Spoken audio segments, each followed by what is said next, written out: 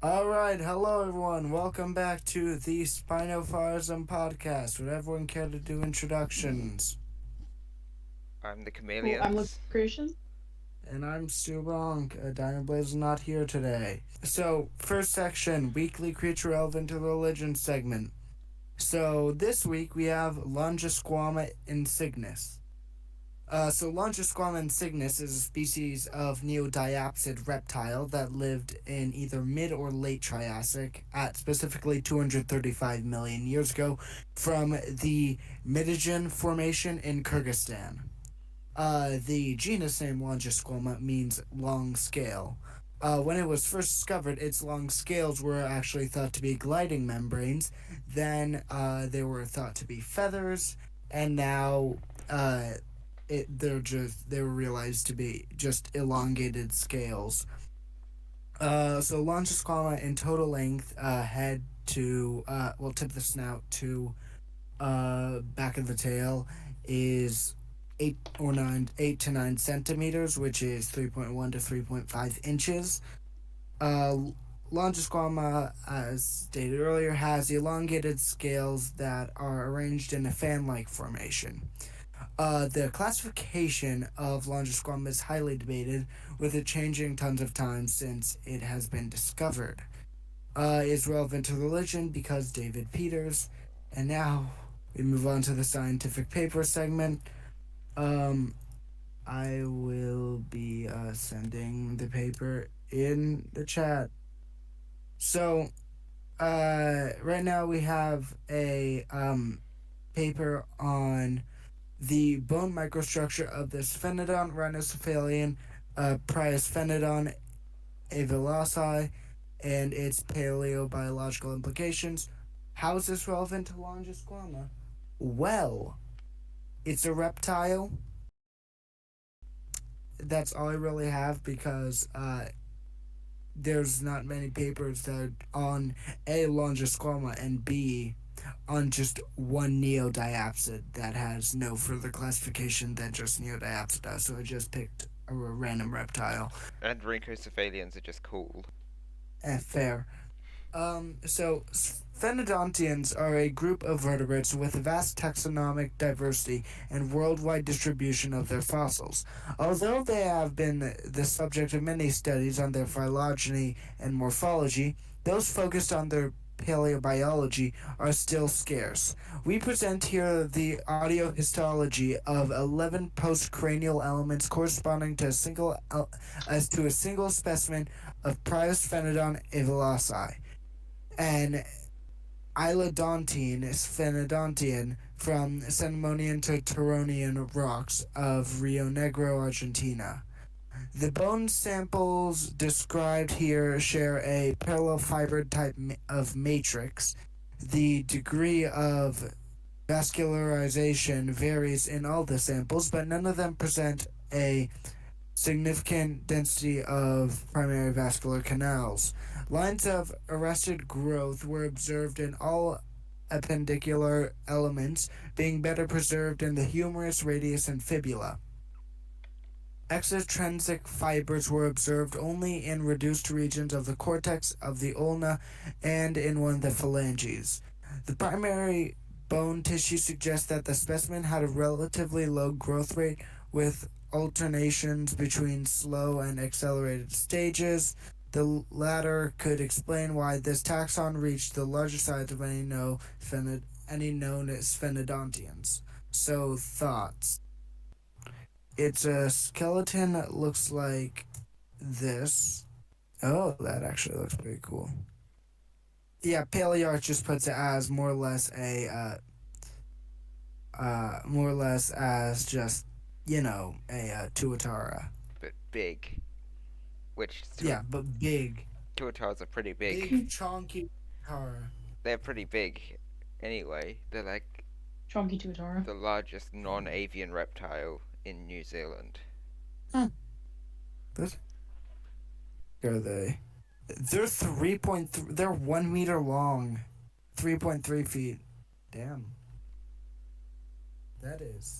That is actually really big for a lizard. Well, not even a lizard. A lizard mimic. A not lizard.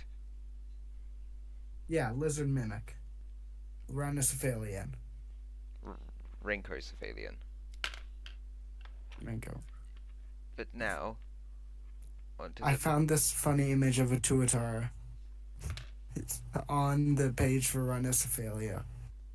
Tuataras are cute. Anyway, yeah, Peter's time. Yeah. Yippee. Alright, so first one is on Helicoprian ancestors provide postcrania clues. And the real question is, are these actually Helicoprian ancestors, or is it Peter's Helicoprian ancestors? Looks like the latter was true. What is this diagram? I am What is. so confused. And there's the boy, but what is this diagram? Is he saying that And who is this guy? the, What is on here? Look at his face. it's Harpagophytitor. That's what it is. It's Harpagophytitor. Of course, Peters provides no way for me to. No text of the names of all these ancestors. Let me find the Wikipedia page. Yeah, one of If his. it even has one. Isaurus, the top one, is the Mako Oh no, yeah, shark. it actually does have. That's the top one, Isaurus, is the Mako shark. Okay, we need to have like a document that's just like when species evolved based on like where Peter's places them in their evolution. So Mako sharks must be around at least some point before the genus Helotus, Yeah.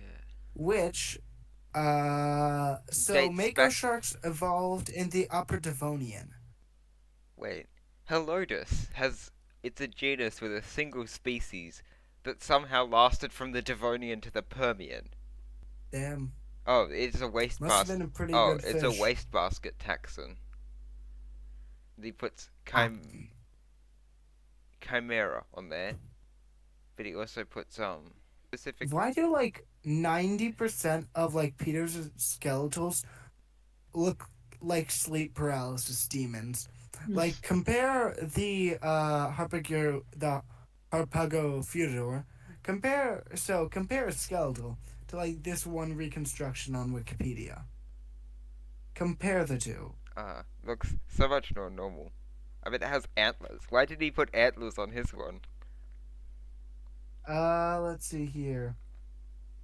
He also puts. I do not know. He has the Wikipedia Oh, no, it's- article it's- image of the Australian ghost shark on his thing. Why? Yeah, like this. So I'm guessing some specimens of Harpagophytitor have antlers and some don't. Yeah. Which I guess that's pretty might be sexual cool, dimorphism, honestly. like deer. Might be. Yeah, like deer. Yeah. It's still pretty cool. Yeah. I just look up Harpagophytitor. Like I scroll down through images. One of them is a Zoo Tycoon 2 mod. Peter's one looks like it's got like a horse skull on it. Its skull reminds me of a horse skull. I see that. It also reminds me a bit of a bird. Yeah. Like a vulture. Like a Yeah, vulture like horse. it looks kind of hooked at the end there. Yeah, I can see that. Yeah, vulture horse eel. Then the next one is Debirius, which is some kind of condicthian, which lived in the Carboniferous. Then we got Wait, which one are we on? Debirius, because it goes Aren't we Isaurus, on, Helotus. Well, then there's just two modern fish, Chimera and Calocephalon, which are both different types of ratfish. Alright. Next one is Oh wait, no mind. Heteropetalus, which doesn't even have a Wikipedia article. A type of whatever this thing is, it's related to that. Ugh. I don't like that thing. And it's from the Carboniferous.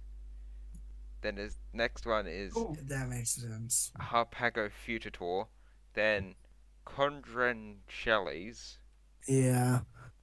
And then you got Casiotis, which is drumroll, And please. Casiotis is a shark. con- Why does it? Ah, yes, this. This is wow, Peters. Wow, what? chondro. Okay, I'm just gonna. Okay, Casiotis. Next one. Look at these. Okay, He so says that these are the same thing.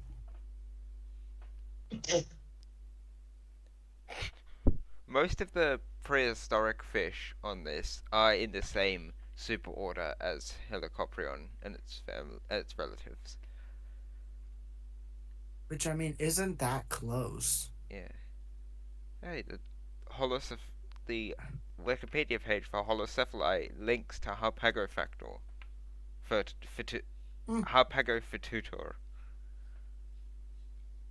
Yeah, I guess he's wrong as usual. And then next is another fish one about the three-part operculum. And Right. he just shows his whack ass LRT.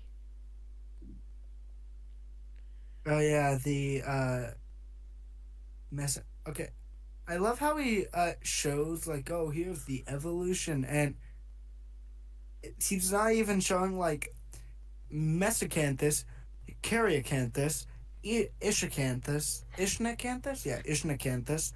Like he's not even showing like that. He's skipping a few. Yeah, I wonder why. Maybe it's that if he shows them all together, it's not as convincing.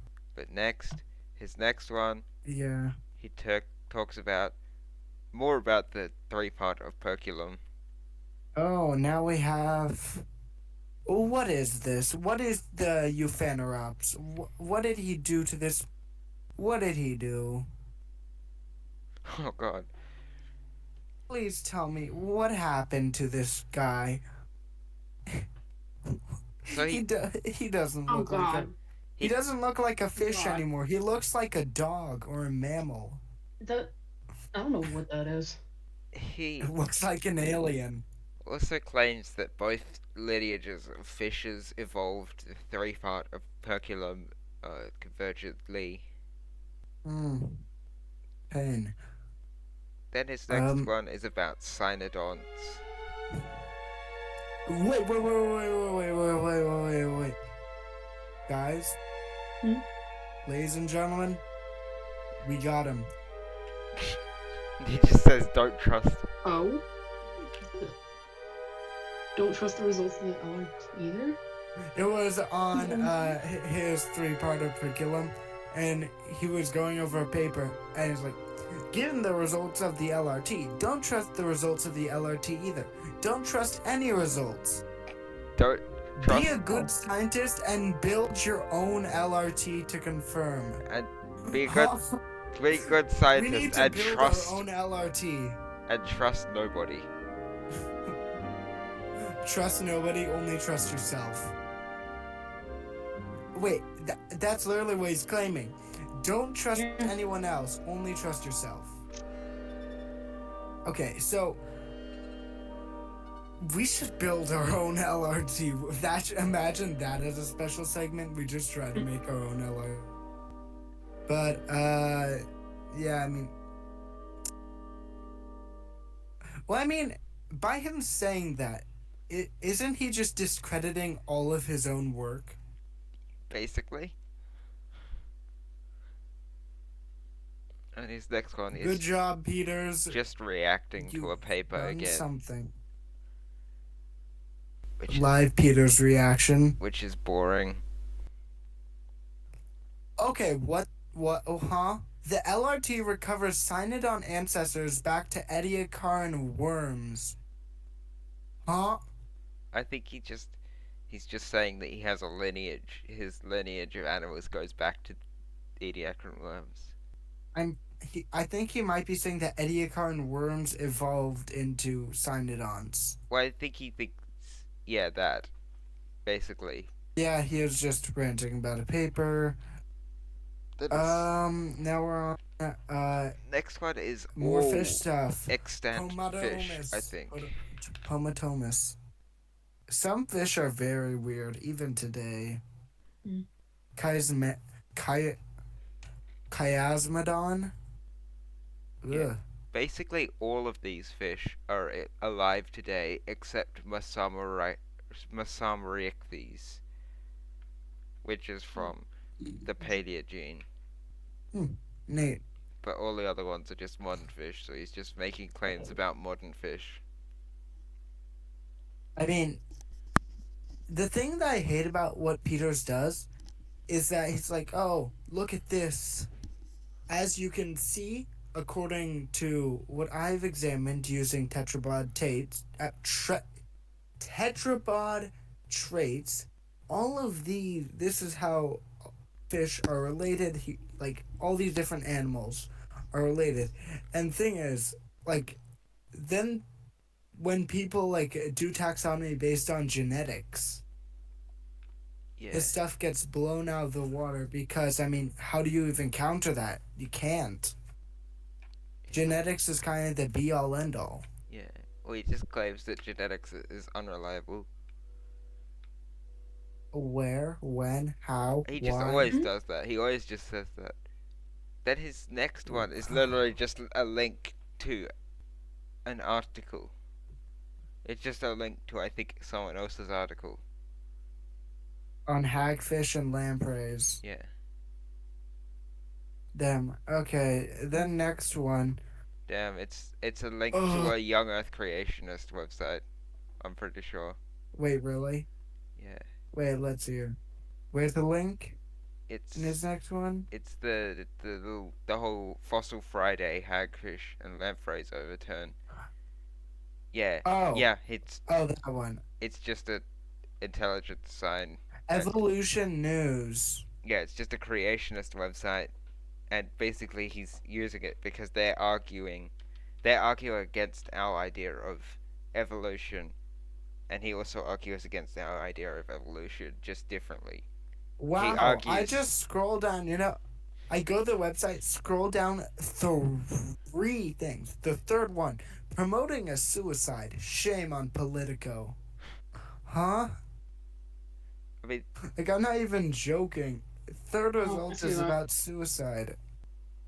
yeah, one of the first ones is Michael Behe, a mousetrap for Darwin. Michael Behe is a pretty And- famous creationist for a while back. Not as talked about now, but back when creationism was a much bigger issue. Yeah. Oh, and this next one is about Trachylosaurus. So, which is let's see here. it's a lizard-like archosauromorph. Ah, yes. Uh, I don't know why the reason Wikipedia says it's lizard-like when is he threatening? This Wikipedia is says just it very ominous. Wikipedia Wait, calls it lizard-like continue? when it just looks like a plesiosaur. It's weird. I don't know what Wikipedia is talking about. Also, he said this sounds very ominous and threatening. 3 suggestions and 2 warnings Oh for god. Speakman et al. Oh god. 3 suggestions, 2 warnings. You better start running. But first suggestion: get rid of all your partial and scrappy taxa. Dude, you do that. Hypocritical. Next. Second, add more carboniferous taxa. I mean, he does have a lot of Okay. carboniferous fish on there. I don't know why third, I don't once know you're why you need carboniferous taxa when you're talking about archosaurs, which date back to the Triassic. Yeah, true. And then the third suggestion: once your tree starts splitting Lepidosauromorpha and Archosauromorpha in Vaasa, then slowly start adding partial and scrappy taxa. What? Well, you see, What? I think that might be the reason why it starts splitting it, right? Well, no. Basically, he's Because- saying if these two split, then then you clearly need to add the scrappy taxas to make sure it conforms to your pre-existing beliefs. That's what he's saying, basically. Okay. And then his two warnings. Right now, your tree is recovering false positives due to taxon exclusion. Peters, right now your tree is Okay. recovering false positives due to taxon over-inclusion. Also, he's also doing taxon exclusion. Like, if you go into his dinosaur section, like, there's like 20 taxa in total on the entirety of sauropoda. He's like, oh, like if you look at if you look at this one pachycephalosaur very carefully, and he only has like one or two representatives from large lineages of Yeah. dinosaurs, so he's not even doing full sample size. I feel like with the way his methods would work, it would split the flat dome pachycephalosaurs and the dome pachycephalosaurs into two different parts of Ornithopoda. But so let's see here. His second warning is right now the lack of resolution in your cladogram is not shedding light on Trachelosaurus. Well, Peters, I'd say that's more of something that you came up with. So I feel like his main problem is that the amount of things in his cladograms for all group, because he basically includes all of his different groups in his comparison techniques rather than just comparing one group. He compares basically all animals in there, which is why he gets such weird results. I mean, yeah, if you compare everything together and you count convergent evolution out of the question, Yeah. then it just get weird results. So should we move on to the next one? Yeah. He scientifically synonymized X with Twitter. Good for you, Peters. No one calls it X. Yeah. Oh, and now he's He just talking about this. damn. Is he just sad that the North Korean anorognathid isn't its own? Isn't he said? Is he just sad that it's not Jehalopterus? I guess. Good news. This pterosaur was traced and added to a gamete phylogenetic analysis here in the large pterosaur tree. The still unnamed North Korean flat-headed small head pterosaur nested with Cascauda. Cascocauda. Oh, I actually don't know what he's talking about because the the article actually does say that the pterosaur is most likely Jeholopterus. Wait, is this his flightless flat-headed Jehalopterus? Oh no, it is. Yeah. This is flat-headed Jehalopterus. Next one, he's just comparing baby animals again. He's comparing baby pike to he's comparing juvenile arapaima to pike, which I mean do look kind of similar. They look much more similar to each other than they do to adult arapaima. Yeah, but thing is, you can't really Yeah. Comparing juveniles is kind of not the way you should do, and also if you say, oh, the juvenile looks like a different adult species, then that is just, why would that prove that they're related? It's a juvenile still. Because yes, the holy reason, because. His next one is another article reaction about Parvosaurus, which is For a second, it's I a thought you said Rhynchocephalian. Tarbosaurus instead of. It's a Rhynchocephalian. The paper comes back full circle. Yeah, it's fitting.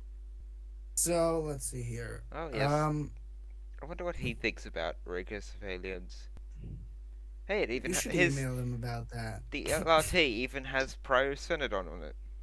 Oh, would you look at that?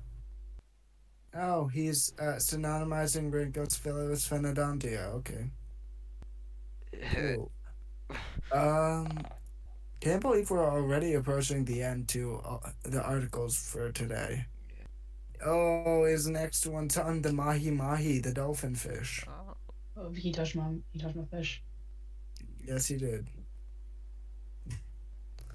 Let's see here. he compares it. The title, Coryphena, the mahi mahi versus Malacanthus, the tile fish. Wow. The name of all time, the tile fish. The tilefish is a type of reef fish that looks kind of like a wrasse. Hmm. That's and Oh, it's he's comparing juveniles again. oh, it's related to a bunch Oh. of other fish. Yeah. And okay, we can skip his next one because it's literally just him. It's none of it's basically him talking. Then he touched Kermitops. Uh, He touched the frog, named after Kermit the Frog. Well, not the frog. Yeah. It's a list amphibian, but still, this is why we can't have good things. yeah. Wow. It's Peters, what did you do? I do love it when Peters restores fossils because, oh, by Spinofaarism, what is that? The jaws aren't even aligned. he also starts talking about snakes at the end. He shows. Huh? Is that a Lanthanotis or that looks like a monitor? Why is there a earless monitor skull here? Oh, Kermidops and Georganthalia do not nest with amphibians, but basal to it with microstoria between basal amphibians, and then he shows a figure of an earless monitor. Yeah. It says some snake news. Yeah, that's the Lanthanotis. Is this? He doesn't even place it related to Kermidops. He places Lanthanotis as the ancestor of snakes. How? It's alive today. I don't know. Veranoidia has only been around for 94 million years. Yeah. And how long have snakes been around for? I think they've been- 94 million years. Oh. It couldn't have done it. And then finally, to finish it all off, we have More reptiles. Prolacatoides. And, oh yeah, I now lost for words. Okay. Is Abdolodon, is that a Gorgonopsid? It's a Cynodon. You know, I actually have a hard time distinguishing Gorgonopsid from Cynodon. Yeah, they're pretty similar. I can see how great excellent the LRT is when he placed Prolacatoides into it. It nested with, depending on when he did it, it nested with soft-shelled turtles, Triceratops, and Procynasuchus. He really is just Wait, what? Where does it say it? He literally is just throwing shit at a wall and seeing what sticks. And he's just like, well, it made most sense in terms of chronology, size, and morphology to go with Procynasuchus. Okay, funny thing. Also, he says that there are 4, and I must repeat, 4 origins for pterodactyloids. Yep, check. 4. Sounds about right. And again, let me see if I can find what happened on that day when. But basically, I came across that when so in the Discord the Dynamite Discord server Jurassic Junction, I occasionally just say like, hey, give me something, give me like an extinct species or a regular species to draw, and I'll draw it. and that's basically what I do. But a while back, well, not a while back, it was like yesterday, but I did one that was give me an extinct species and I'll try it how Peters classifies it or how he depicts it in his skeletal diagrams. And when I was looking for, I believe it was Tupugzuara, um, because I was going through the pterosaur tree, um, there was just like the one note at the bottom of it that was, uh, note, pterodactyloid grade pterosaurs now have four origins. And rodent send this, um, gem, and it was, is it maybe that my tree is wrong? No, pterodactyloids have four origins. But yeah, it's I you can't really even justify it at that point. It like if you're getting four origins for one thing, you're doing something wrong. Yeah. I love how every time we look into uh his It episodes, they get even shaky. We see we see the basis of it getting even shakier. I should I need to actually check out what all what all the classifying stuff on the LRT is because I might have mentioned this earlier in like an earlier episode, but I have the Nexus file for the large reptile tree, and Yeah. I actually might look at the traits that he uses, which I've checked a few times. There are so many. Like you open that thing up, my computer's fan starts blaring because like there's 50 traits, not even 50, like let me just open it right now. Theropods, let's hear. Okay, let's hear. I can actually see how many traits he's using for these. Oh my, oh, that is, ugh. He uses a total of 235 traits. Wow, that's a lot of traits. Yeah, digits, femur versus. Why are there so Oh many? yeah, he does mention that And on the LRT. He does mention he's got 236 characters. wait, I'm just gonna. So Oh, I'm going to open the stored tree, the one that he has, right? then he also The one has. that he uses for everything, and then I'm going to open it. He also has the cell tree with 78 traits and the small tree with 15 traits. Sadly, he never actually provides the smallest tree. But let's see here. Tree window. Wait, what is a chart wizard? Yeah, I don't want to break my thing. Let's see here.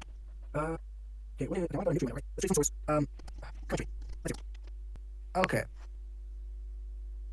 I'm pretty sure this will match one for one up with yeah, so what he has matches up one for one with the current tree. Something that is pretty fun to mess around with is equal probable trees, which is where which I'll just read that out. Generates trees randomly so that each possible label tree topology is equally likely. So normally this does actually screw around, but with Peters' stuff, you'd expect because he he has 235 traits. Obviously, he must have it must stay the same. It does not stay the same. Actually, one part does, and that is that Herrerasaurus is like one of the most basal. Actually, never mind. Herrerasaurus is now the least basal. We got Velociraptor and Daspletosaurus as sister taxa. This is riveting to look at. Yeah, it gets screwed up quite a bit. Uh, okay, I actually have a few trees from papers, so let me compare how many traits those have. Right, open file. Um, let me go out to desktop. Yeah, this is. I'm sorry for how much you're gonna have to cut out here because. Let's see here. Nexus files. Actually, accurate trees. I'll just go to Ankylosaur. Okay, so in this one Ankylosaur tree that I have, they use 177 traits. and country. Okay, okay, cool. Next entry, the tree window, choose forest, default tree. Some days are writing out on my keywords, honestly. Oh, and it worked, cool. Okay, but yeah, you get the idea. It's strange. Peter's stuff is strange. Um, yeah. Is there anything else we want to do? No, I don't think so. That your list monitor front facing shot. But yeah. So that's all, folks. Da-da-da-da-da-da. But but yeah. I guess it's the end, right? Yeah,